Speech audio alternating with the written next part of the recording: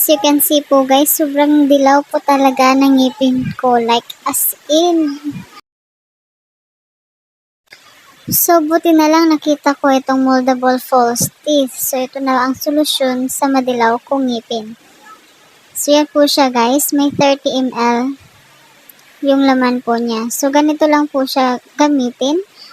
First is maghanda po tayo ng mainit na tubig at ilagay natin ang moldable false teeth natin. At antayan po nating lumambot siya na para po siyang gums.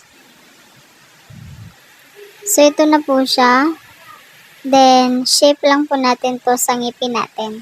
Sobrang hirap niya pong ikabit or i-shape, ihulma sa ating ngipin guys. So, at first, mahirapan ka talaga. Pero, pag paulit-ulit mo na siyang ginawa, so hindi na.